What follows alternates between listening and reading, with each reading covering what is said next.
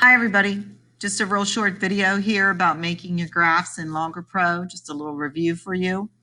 Open up Logger Pro and enter the data. Now I just did a real short data set here, okay?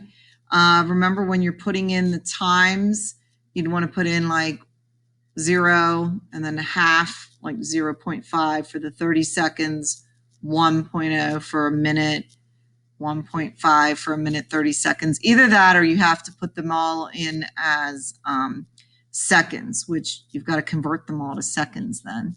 But once you have your numbers put in here, you want to name each column and put the units. So you want to do the label and the units. You double click on the X. And so for mine, let's say this was volume and I had measured it in milliliters. So you just type in the name and the units for that column. Do you see that it put it up here at the top of the column on the data set, but it also put it down here at the bottom on the x-axis for your graph.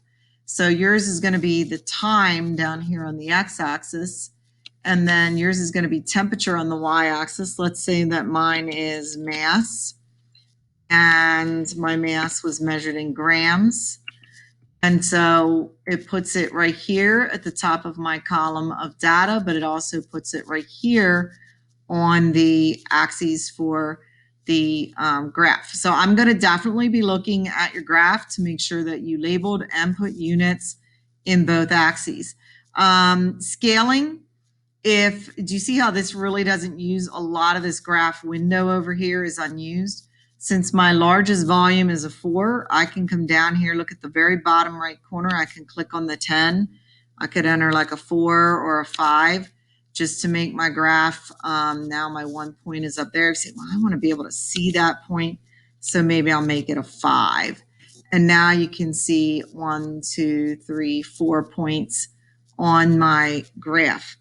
Graphs always either need a linear fit or you want to connect the points or some sort of curved fit. If you're going to do a linear fit, you hit that one and it draws the best line and gives you like the slope and the intercept of that line. In this particular lab, it's not going to be a line, so you want to do the connecting lines. So you want to double click on your graph window, and right here under appearance, you want to check connect points. Now, while you're in here, you also want to give your graph a title. You always do Y versus X. So for yours, it's going to be what you have on the Y-axis versus what you have on the X-axis. Mine, I have mass versus volume. And then it's usually nice to put what it's of. Like, let's say this is of an unknown, which I typed unknown wrong, of an unknown metal. And yours would be, you know, what you have on the y-axis versus what you have on the x-axis of, and then you use boric acid in this lab. When you hit done, it'll connect your points. Now yours is not going to be a straight line going up, and your title will appear. So now you've got everything you need. You need to copy your graph, okay? And you can copy it, and then you can, you know, open up your Word document that your lab is in. I'm just picking out a blank document, and then you can just paste your graph right in there at the right spot. You want to put your 2 graphs in the section of the lab where it tells you to have those. So hopefully that helped. You know, good luck. Okay. And, you know, see me with questions.